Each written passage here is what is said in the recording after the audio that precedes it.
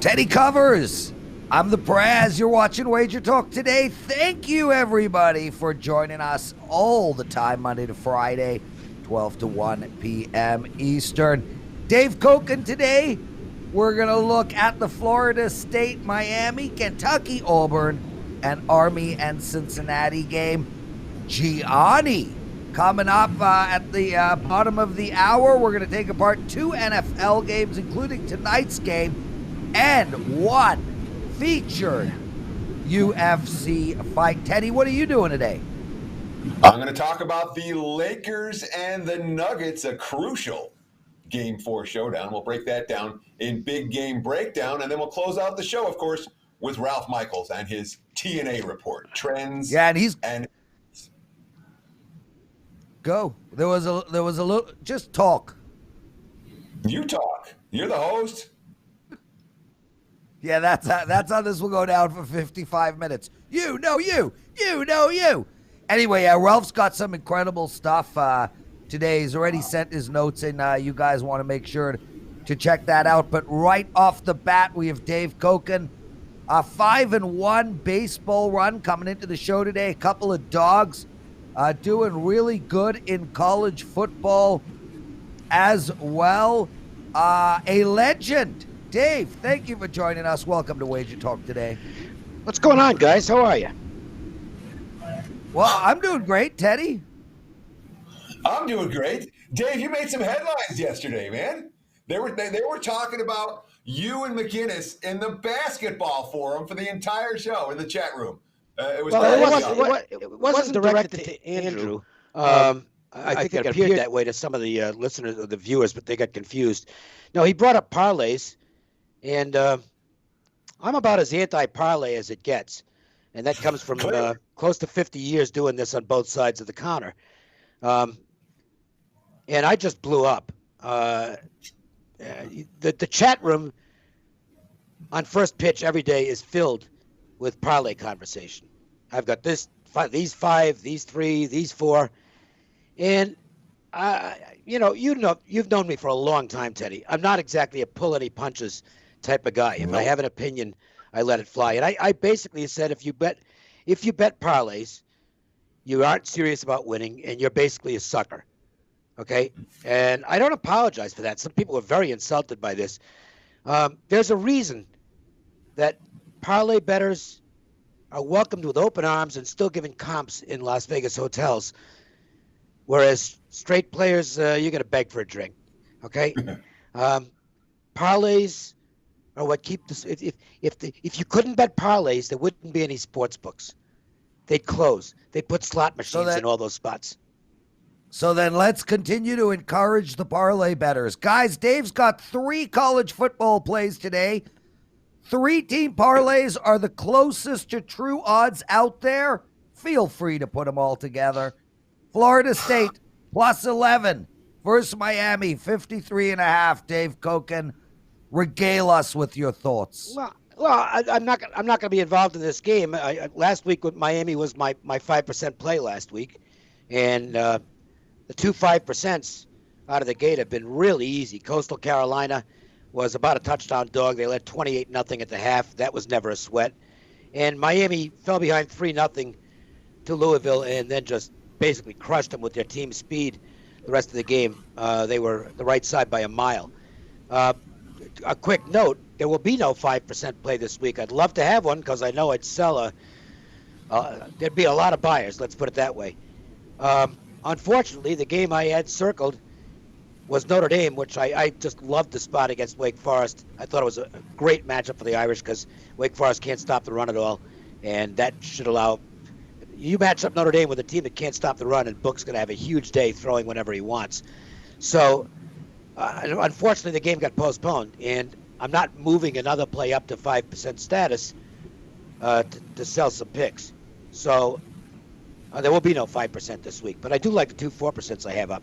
As for this game, quick adjustment by the odds makers and the betting market based on what they saw last week, and I can't disagree with that. I mean, Miami looked like a team that's going to be a force to be reckoned with this year in the ACC, while Florida State, in their first game, wow, They did not look good at all. Blackman looked terrible at quarterback. The team was completely out of sync. So what's happened is a game that I had power rated prior to the season at about 6, and I have adjusted the power rating, but I mean they've adjusted it so much that it's really not playable at this point. I definitely think Miami's going to win the game. If you're asking me which side I think will cover, I'd probably say Miami, because they look way ahead of Florida State at this point. But it's not like Florida State doesn't have athletes and doesn't have some pride. And the scheduling dynamics actually are not terrible for the Seminoles. So I can't recommend Miami here, even though I think they're the right side. Let me ask you this, Dave, because we saw a huge line move on game day last Saturday towards the Miami Hurricanes. They opened 2.5-point dogs. They closed. They were 3-point favorites in a lot of places when they closed. 2.5, 3 was the prevailing closing line. So the Sharps all over Miami last week. Is that why you think this line is as inflated as it is? And if it's inflated, shouldn't we maybe take a look at the dog for the quote-unquote value here in a game where there is no athletic mismatch compared to last week? The problem is that they looked so bad against Georgia Tech. It's really tough to even look at a number and say, yeah, the value's on that side, so I'm going to take it and go ahead and pull the trigger. I mean, Blackman looked like he's still a freshman. By the way, he hasn't filled out much either, so he still physically kind of looks like the same guy. And we saw last week Georgia Tech isn't, a lot of people got excited about Georgia Tech out of that win. They weren't exactly lights out last week either. That team's still got a lot of growing to do. Florida State's got a new coach, and it's certainly an upgrade from what they had, but it looks like it might take some time to put the pieces together. In Miami's new offense with King and the offensive coordinator, whose name's suddenly slipped my mind. That happens at my age. It just looked really polished last week, and man, they've got speed to burn on the outside. This is an old look Hurricanes team with a ton of team speed. So it might just be that Miami, and again, I was pleased with their result last week, but even I might have them underrated. So I've got to see another game and see if maybe Miami's, closer to the top 10 than I thought they were. Dave Koken joining us, everybody. You're watching Wager Talk today. Gianni up after him, and then Ralph Michaels. Please hit that like button. Dave, Kentucky versus Auburn. Plus 7.5 for the dog, Kentucky. 49.5 is the total. How should we attack this game? This is a difficult game because my numbers absolutely say Auburn, but the information says no.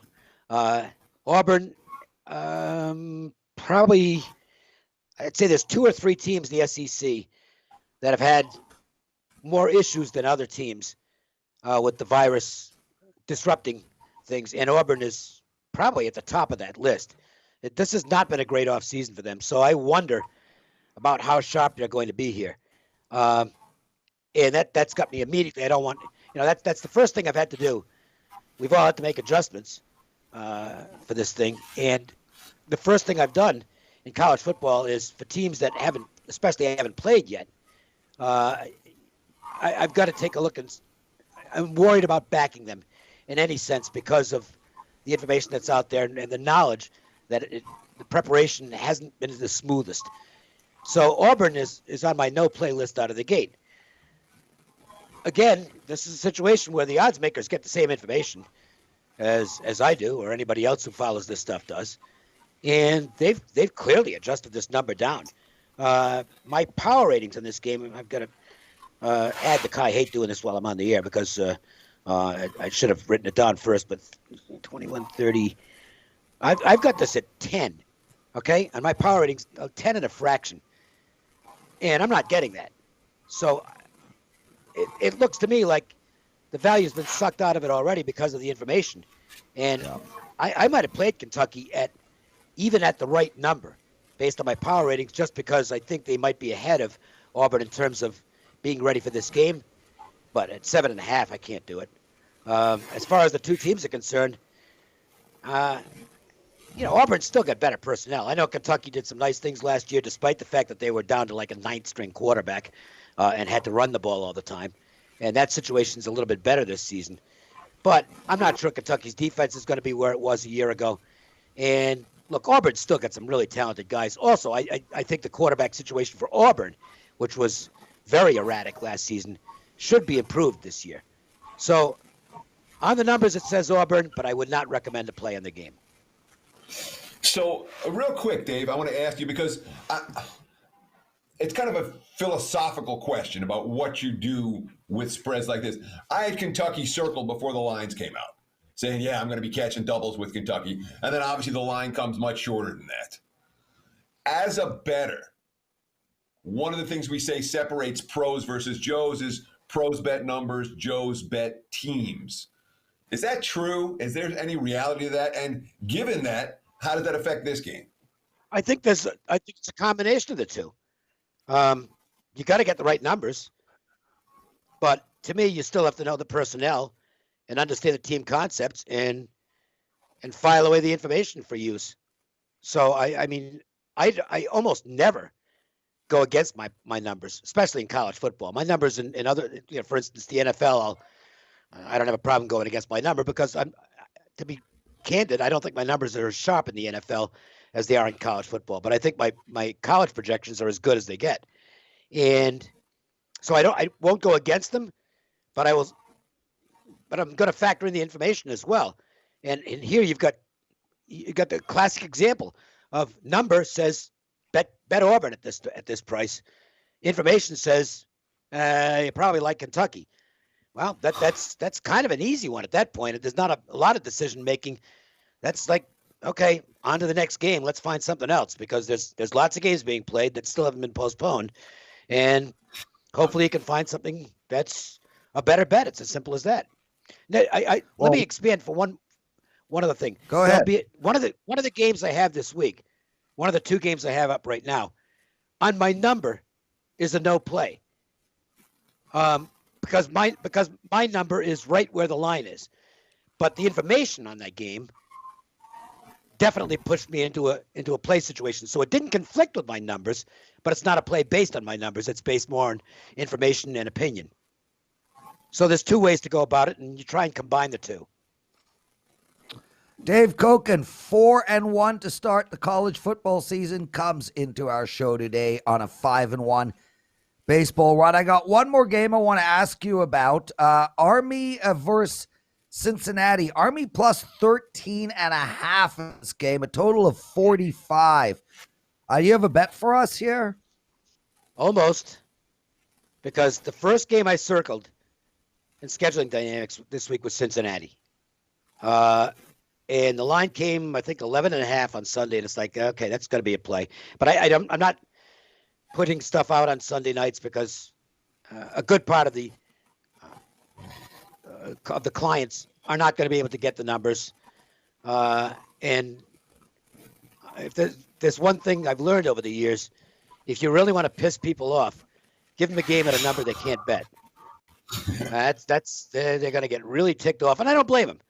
So, it's one of the things I've changed over the past few years. Teddy knows this. For years, I gave out college plays on Sunday night for the following week at the Stardust. And by the next morning, hell, by after the show, those numbers were gone already. And it used to, my clients, at that time I had just all personal service guys, and they used to be furious. It's like, well, you're giving these games out to the audience on radio, and I can't bet them, and I'm paying you. Well, that had to change. And it has over the years, so I don't put out games on Sunday night, which is why you won't get, even on $9 Monday, I'd love to make a ton of sales because at $9, you make a lot of sales. But I just won't put football games up real early because I know what's going to happen as far as the market's concerned. So this leads me into the Army-Cincinnati discussion. I'll tell you why I like Cincinnati in this game. Nothing against Army, but they have played two of the 5 worst teams in college football. Middle Tennessee State is an absolute mess and was completely unprepared for the option attack, and then showed last week they aren't really prepared for anything else either. They are a bad football team, and they're better than the Louisiana Monroe, which is probably I guess UMass has announced that they're going to start playing again. So that would mean UL Monroe is better than two other programs, UTEP and UMass. They are awful. So Army hasn't played anybody yet. And this is a big step up in class against the borderline top 20 team on the road. I think Cincinnati is a very good football team. They are missing one of their receivers this weekend. And I'm not sure how well prepared they are for the option with bigger fish to fry. But Cincinnati had a scrimmage last week and got guys off the field in the second half. I think this is clearly a spot for Cincinnati. Unfortunately, the line bumped up a couple of points, and I'm borderline on it now as to whether it's going to be on my card or not. It's still a possibility I'll play Cincinnati in this game, but I'm not as sold on it as I was at 11.5, at 13.5, and I have a feeling it might take to 14. Will note, however, it's not an automatic for me, but this Army is a public dog. They are getting the majority of the tickets this week, and I don't have a problem fading public dogs. Usually don't pay much attention to ticket counts, but I do when it's on a big dog because I think the public's overreacting to something, and they often get those games wrong, and I think that might be the case here. Army's getting more of the tickets, around the 60% mark. That's a lot for a dog of almost 2 touchdowns. You usually don't see that. Maybe another indicator that Cincinnati might be the right side here. Love having you on the show, Dave. Flat out. High-level discussion in college football. We appreciate your time. What do you have going this weekend, and where do they find you on Twitter? As of now, 2 college football games. One is in the SEC, and I really like the game based on the information I've received. The other is not nearly as high-profile a game, but it's on my projections. It's the best game I've got this week, so we'll see how that works out. I have a baseball game up for tonight, which has been good lately. I was going kind of back and forth for about a couple of weeks, but it looks like things are warming up again, which is nice heading to the postseason. And I think that's all I have up right now. And you can follow me on Twitter at Dave Koken. And is there anything else? Not that I can think of. We love you, Dave. We always will. We'll see you next Thursday on WagerTalk Today. Guys, quick break. We're right back with Teddy's 6Bs, Gianni, Ralph, Teddy's big game breakdown, and so much more. We kicked off football season with our lowest price ever on a 30-day all-access package for just $199. We know those packages are going to be running out shortly. So we did the unthinkable, and we went even lower. For the first time ever at WagerTalk, we have a 60-day all-access package for just $189 a month. If you have a current subscription that has yet to expire, these 60 days get added to the end of your current package. Think about it. Don't pay $349 a month when you can pay $189 a month. Don't pay $119 per week when this special breaks down to $45 a week. No coupon needed. These 60-day all-access packages are on your favorite Cappers homepage. You can buy 1, you can buy 2, you can buy 3. There is no limit to the number of Cappers you can buy. Just head over to WagerTalk.com and pick your Capper.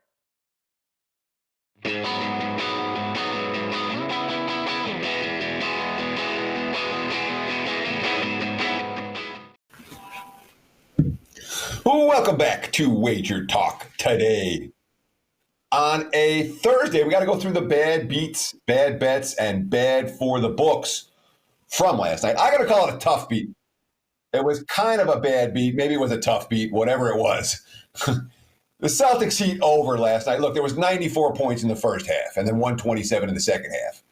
It was 98-90 with 4 minutes to play. That's 188. They still needed 24 points to get over the total. It was 195 with 2:30 left. And they had 26 points the last 2.5 minutes. It was 107-101. Again, total closes 212 with 18 seconds left. Then Jaylen Brown hit the 3 that he didn't hit in game 1. Equals more fouls, equals the game goes over. That was a tough beat. Probably was a bad beat. It certainly wasn't enjoyable if you had under last night. That was pretty brutal at the end of the Celtics Heat game. Of course, bad for the bettors, bad bets, was all the money coming in on Boston. Boston from -2.5 up to -3.5, even higher for in some books. The Celtics obviously lose that game pretty much wire to wire. Other bad bets include the Astros They were bet up from minus 175 to minus 215. Remember, they took heavy money the previous day as well.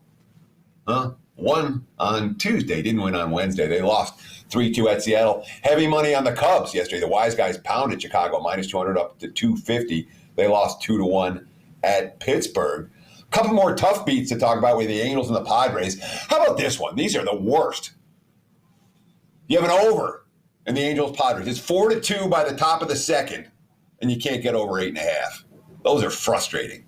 Tough beat. Phillies Nats total, 9.5 was 3-1 into the eighth. Dead nuts under. 12-3 final.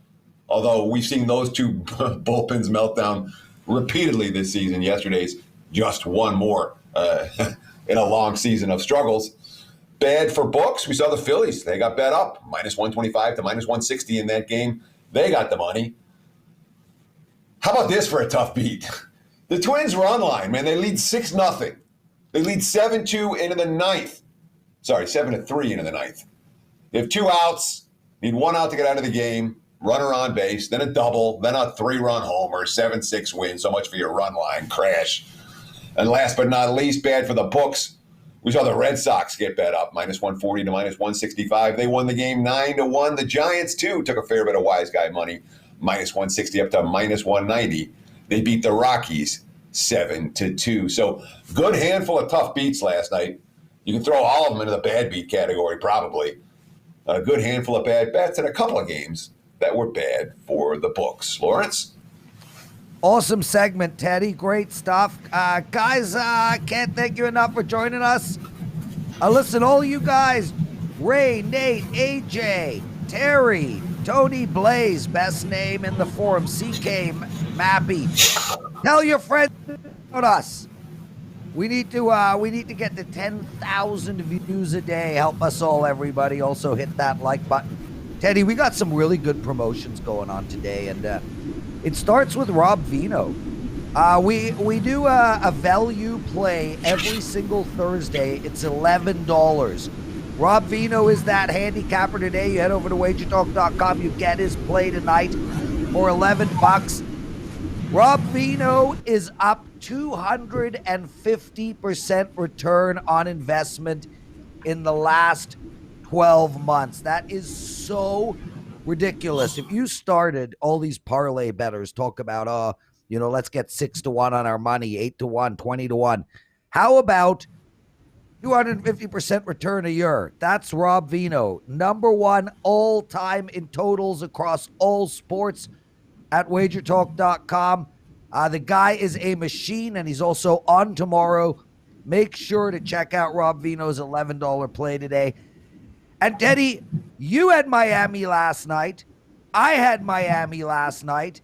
And all our viewers can have both you and me for 90 days. Buy one, get the second free. That is an incredible promotion. Literally go and buy on his page at WagerTalk.com, and you get me for free for 90 full days. Teddy, you had something to add? Yeah, I didn't have Miami last night. I had Miami first half last night. Well, aren't you even smarter? I'm just if we're going to say what plays I had, we got to say what play. I didn't have Miami for the game. I had them for the first half. I didn't want to sweat the second half. I knew they were coming out with a little fire in their eyes, and they did. All's well that ends well. Well, the point is, both of us, you're on a 12-5 NBA run. I'm on an 11-3 NBA run. Guys, seriously, 90 days, 2 for 1. It's an incredible deal that we offer. Make sure to check that out. Commercial break, and then, oh my God, he's back, the handsome Gianni. This Saturday, Yanni will be releasing his first 5% play of the college football season. Yanni has released 23 plays, and he's cashed 61% of them. Yanni has increased his clients' bankrolls by over 150% in all sports combined in 2020. Get all of his Saturday college football plays, including the 5% big move, for only $39.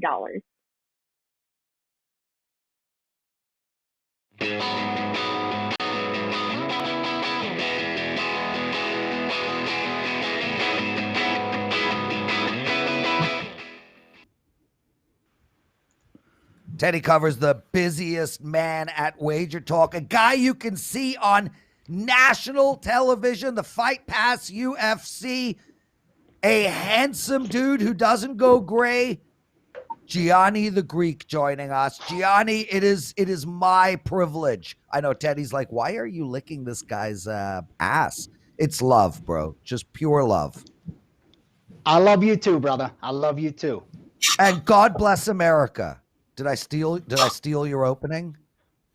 Every day, wake up and say, God bless America. What a country. What a great country. I do every day as well, even as a Canadian. God bless America. Okay, bro, let's get straight to it. We got an NFL game going tonight. Take it apart. Listen, I tell you when I win, I tell you when I lose, and I tell you when I get a bad number. I bet the under. I saw this total go from 44 up to 48. None of the groups I work with were behind that move. I thought I'll take advantage of recency bias. I went back. I looked at Miami, their last season, last 10 plus games. I don't think they had a total this high above 47. Look at the last 10 plus games for Jacksonville. I think they had a total of 48 once. So it looked to me like a case of recency bias. I went in, I bet under 48, thinking again, it's not going to move 5 points. I wake up this morning, it's as high as 49 at some of the sharp shops offshore. So obviously, I may be on the wrong side, but I bet the under. The reasoning to me was sound. I don't think this total should be this high, especially with Miami. A lot of those points in that 28 points they put up in Buffalo came later in the game. I think we're going to see more of a 11-21 type of Miami when they played New England. And on the flip side with Jacksonville, you know, it's good the points they've been putting up, but I just think this total's a little bit too high. And for me, it's all about the number. They went over to the 44s, but now we're looking at 49s. It's a much different story. I like the under. Are you worried at all about the injuries? I think the injuries have been a big part of this move on the total. Miami missing multiple guys in the secondary, Jacksonville too, with some injury concerns on the defensive side of the football. Do you think it's been simply too much exuberance, irrational exuberance off all the overs last week? Or do you think this money's been moving based largely on the information, which is saying that we got a couple of banged up defenses? I think it's a combination of both, Teddy. Obviously, the books are moving their lines off of action, and most notably sharp action, especially early in the week. So obviously, there's some long-term winning bettors who thought 44 was way too low and either got out ahead of the market or took a true position at 44, 45, maybe even 46. I'm not too sure. But I just don't see this line. I understand it moving from 44 maybe to 45 and a half, maybe shading it a little more because it's a primetime game, maybe even a little more because we've seen primetime games fly over the total. I get it, but 4 or 5 points of a movement, we always say the market overreacts to injuries. They overreact to suspensions. They overreact to weather. I think this is an overreaction. Again, we're going to find out, but I don't think it's warranted at least a 5-point movement. Gianni, we had a bookmaker on recently. I think it was George DeCesar yesterday. Actually, very interesting. Arthur. Okay, sorry, my bad. Anyway, this year the bookmakers aren't waiting. The lines are moving fast and they're moving hard. You saw it in the Pittsburgh game. You saw it in the Arizona Detroit game. So that I found that interesting. They're not creeping. It's not 44 to 45 to 46. It's 44 to 48. We've never seen this type of movement before. Teddy, you got that Law and Order Bowser look on you right now. Yeah, because you're saying nonsense. That's not even what he said. What he said was that the markets are moving quickly. All right, they're reacting, but he didn't. We often see early in the NFL season where the markets jump around and what the original odds posted are not what the bettors think they should be. But what Arthur DeCesar did say, and Dave Sharp has said it as well earlier in the week, is that the books aren't hesitating. They're not dawdling around. If they get that first bet, they're going to pop the number a full point. They get another bet, they're going to pop it another full point, as opposed to waiting around. Have you seen that? So exactly what I said. Excellent. Go ahead, Gianni. I'm so glad you brought that up. Forget any picks that we give out on this segment. That's going to be meaningless. You're either going to cash a bet or lose a bet. It's not going to change your life at all, or the next couple weeks, hopefully. But this should.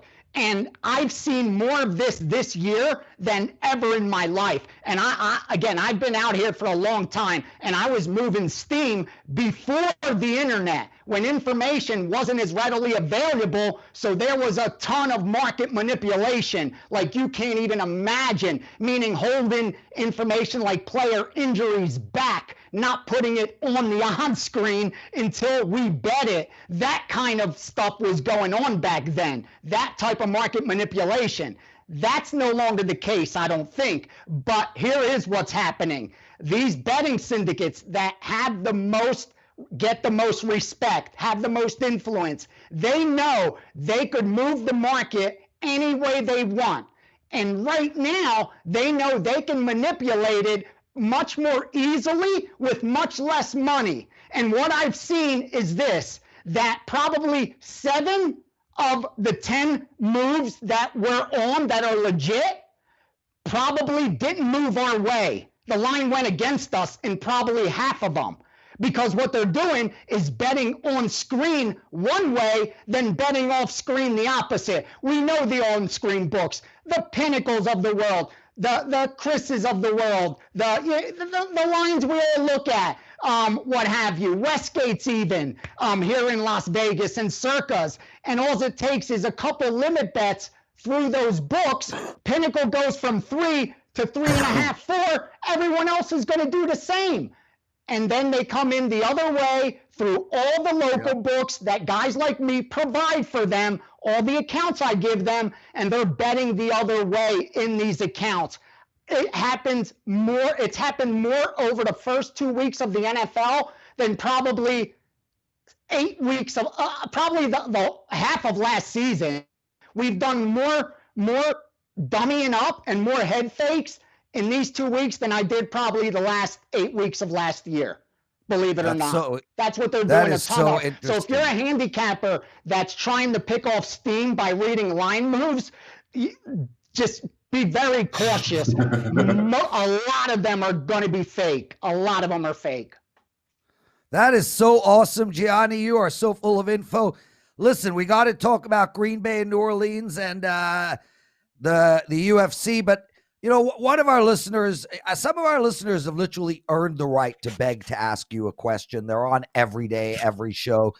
Bernie says, Prez, can you ask VR if he factored in the Saints taking over 100 yards in penalties in back-to-back weeks when deciding to fall on the Saints side, please? Great question, and I actually brought that up in a segment I did this morning, that the penalty yards they had against the Raiders is unheralded for them. I mean, especially against the Raiders. You would think it would be the opposite. The Raiders have over 100 penalty yards, and the Saints have, absolutely nothing. Actually, you got to look at that. I don't look at it as a huge negative, as if they're making a ton of mistakes or anything like that. I mean, obviously you got to fix that type of problems if you're false starting or holding calls over and over. But if anything, I think there'll be a regression, especially if you got a coach who has the influence of a Peyton on the sideline, makes a little noise like, dude, we're getting called with all these penalties. No one else is. If anything, it may help that side. You may not call a penalty as often on the Saints. So I'm not concerned that they're, creating too many penalties and putting themselves behind the 8 ball too much. No, it's not a concern with that game. Gianni, Green Bay +3 versus New Orleans. If you watched the NFL presidential address yesterday and WagerTalk Today, Ralph Michaels pointed out it's been a long time since a team has scored over 42 games in a row. Yet there's a lot of talk about New Orleans as the bet. You've already mentioned it briefly. Where do we go in this game? I bet the Saints. I bet the Saints -3, -115 as a 4% play. And if there wasn't juice tacked on it, I would have made it a 5% play because I think there's more than enough value there. Power rating wise, I still have the Saints at the top with Baltimore next to them. Baltimore and the Saints 1-point favorite either way on a neutral with KC right behind them. So if anything, I think the Saints are undervalued in this spot where Green Bay is overvalued. Sure, they've looked great. They've made no mistakes scoring 40-plus points. I think that's not going to be as easy against the New Orleans Saints. They're legit. If anything, Monday helps us because it happened on prime time and they lost by double digits to the Raiders in a game they were favored to win.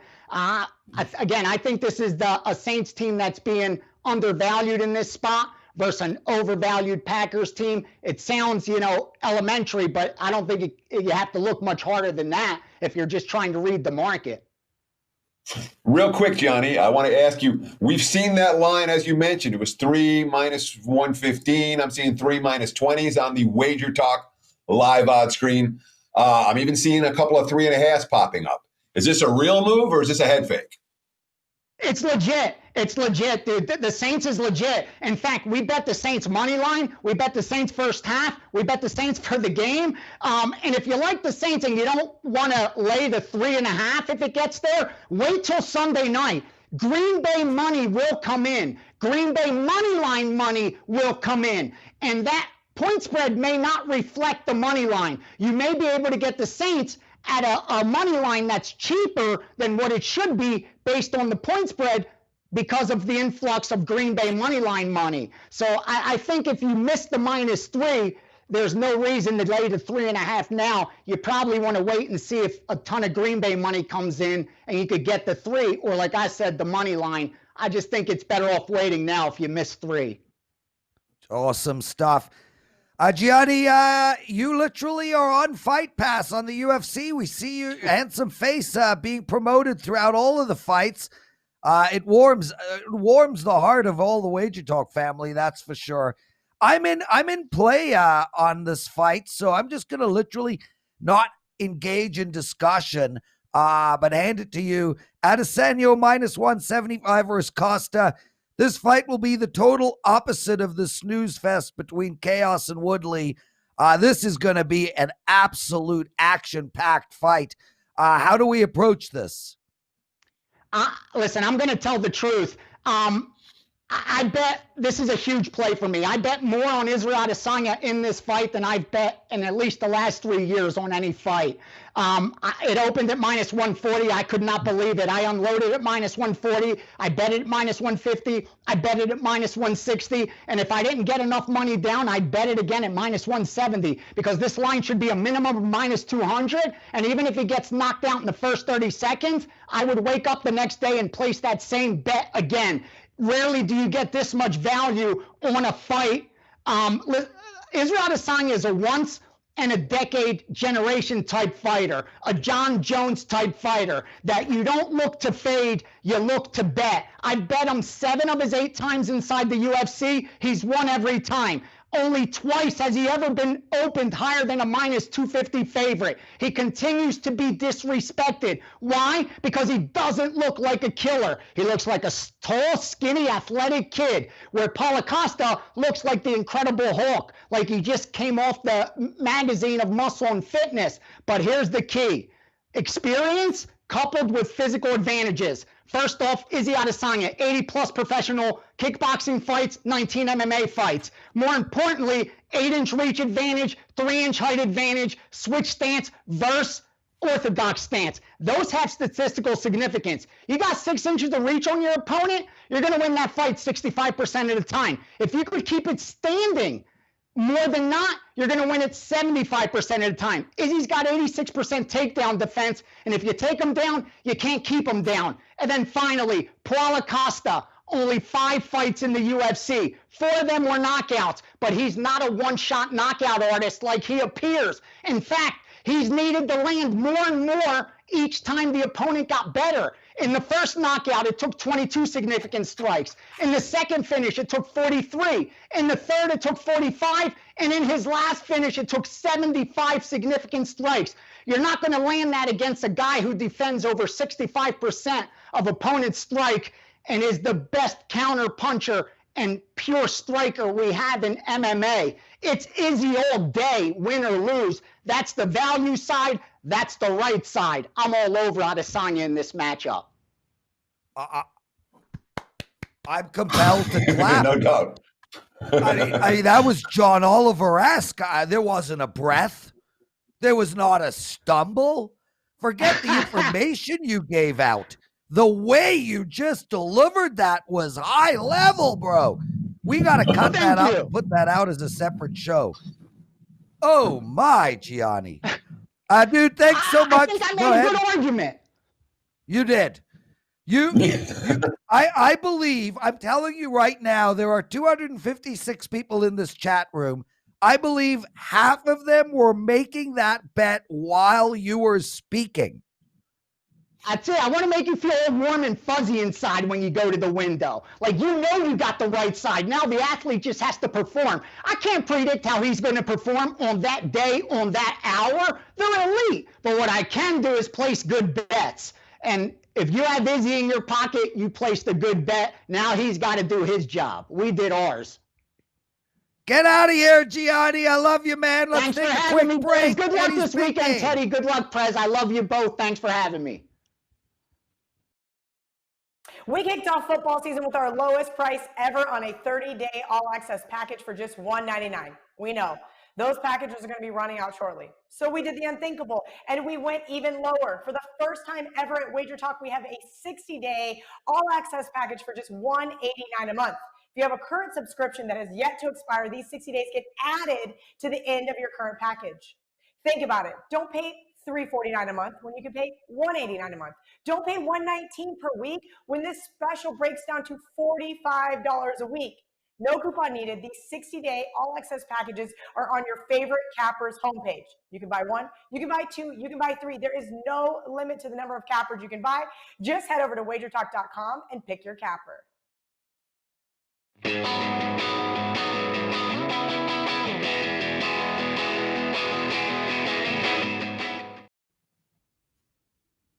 Welcome back to Wager Talk Today, breaking down the world of sports and sports betting for you on this Thursday. We have an NBA matchup between the Lakers and the Nuggets, playoff game 4 for our big game breakdown. Right now, LA -6, -6.5, total 214.5. And let me start with this. I'm not in action on this game. Not side, not total. I'm going to focus on the side and explain why.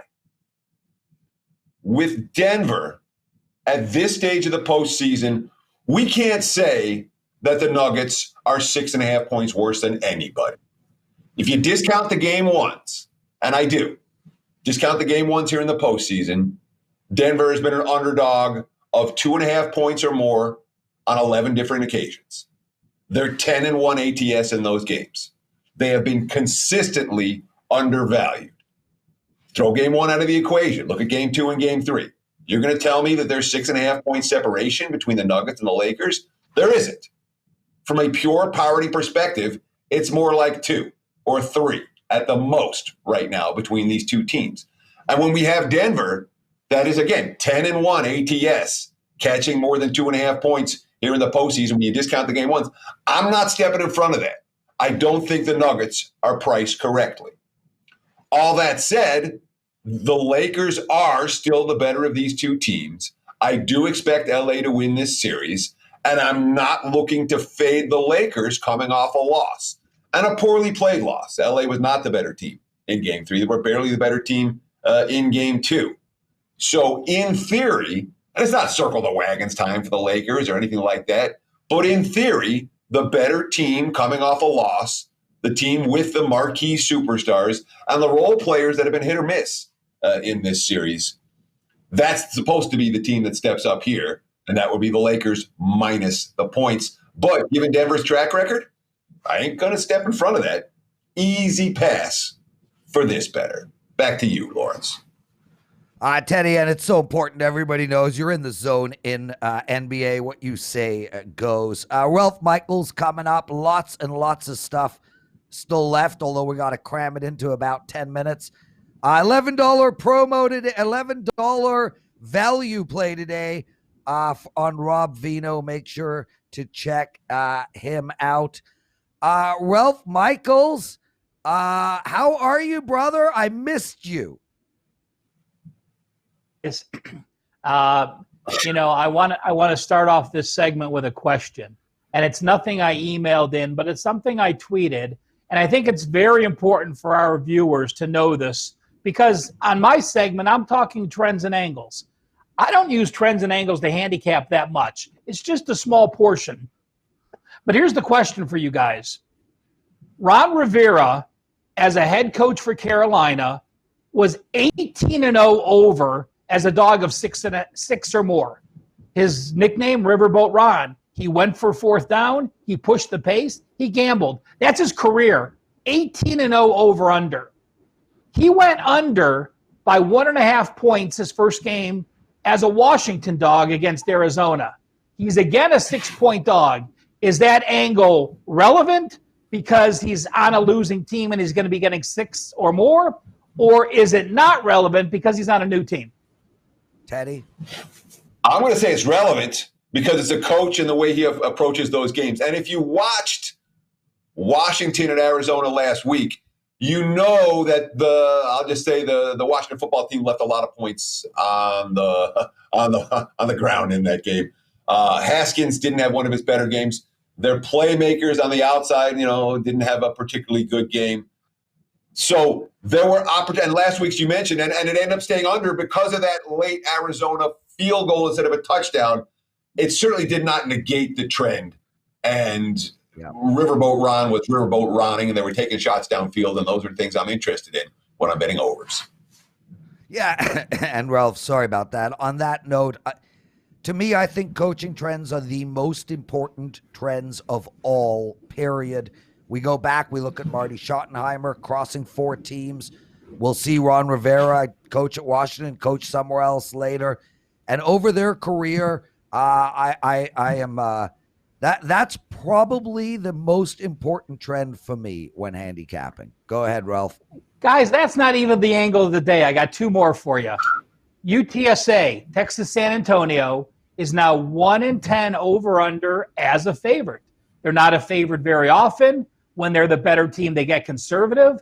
And an important thing I want people to look at is not just the 1-10 record over-under as a favorite.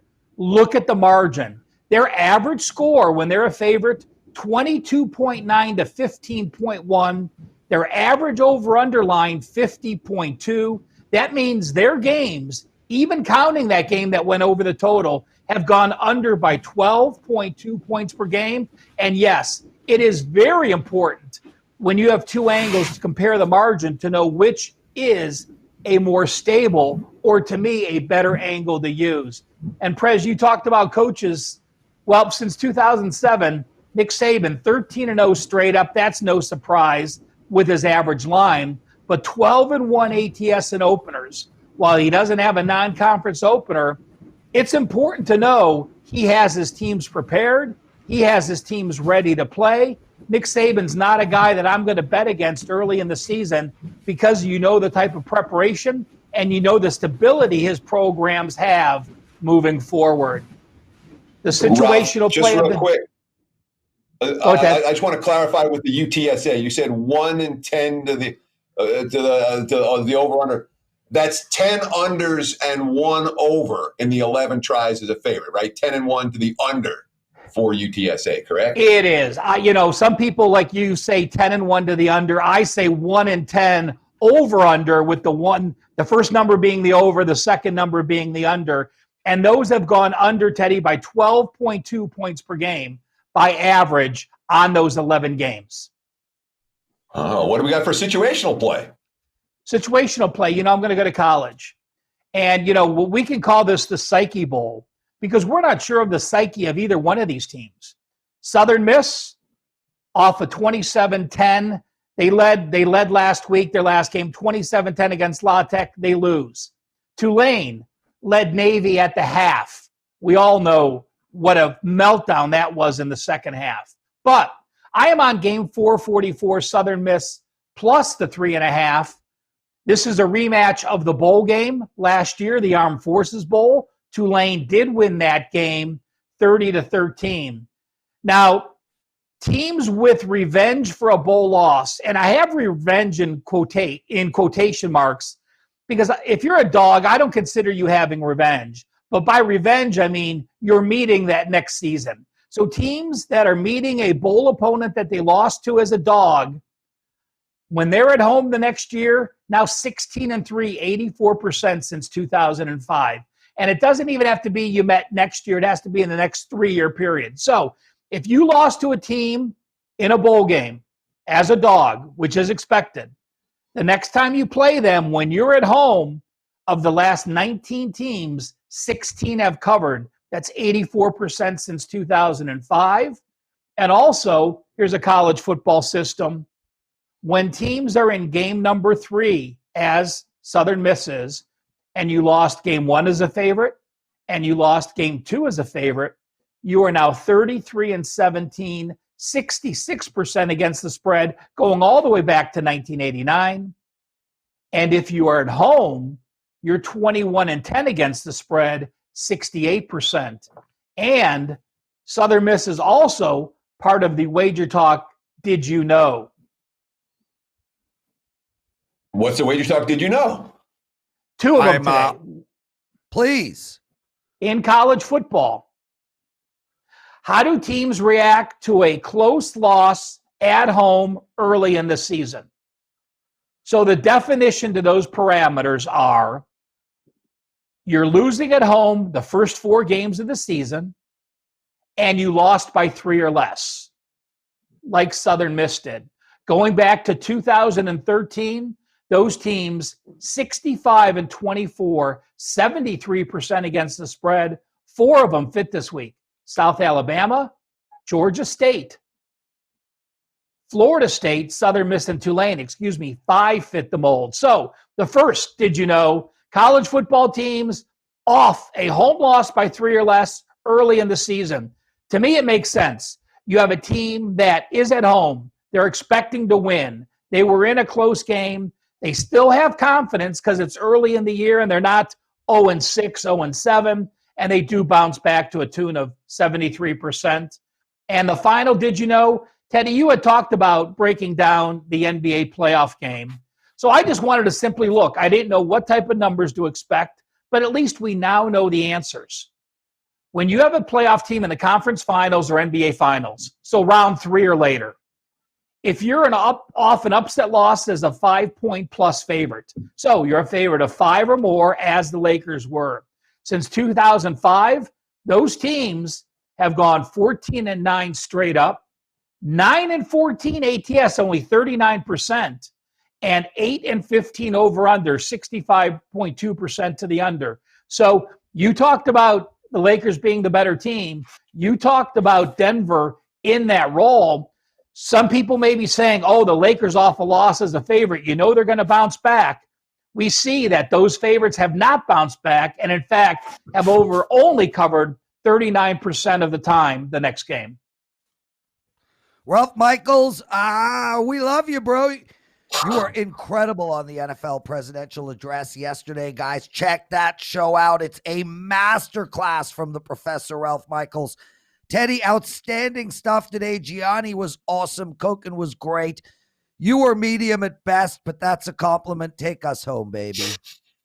Sure. Thank you all for taking time out of your busy day to hang out with the group of us here on WagerTalk Today. And please, we implore you, thanks for watching. Give us a like and tell your friends. If you like this sports center for gamblers every day, please spread the word. That's all we can ask for. We'll be back here again tomorrow, right here on WagerTalk Today, 9 a.m. Pacific time, noon on the East Coast. Enjoy the games and good luck. We kicked off football season with our lowest price ever on a 30-day all-access package for just $199. We know Those packages are going to be running out shortly. So we did the unthinkable, and we went even lower. For the first time ever at WagerTalk, we have a 60-day all-access package for just $189 a month. If you have a current subscription that has yet to expire, these 60 days get added to the end of your current package. Think about it. Don't pay $349 a month when you can pay $189 a month. Don't pay $119 per week when this special breaks down to $45 a week. No coupon needed. These 60-day all-access packages are on your favorite Cappers homepage. You can buy one, you can buy two, you can buy three. There is no limit to the number of Cappers you can buy. Just head over to WagerTalk.com and pick your Capper.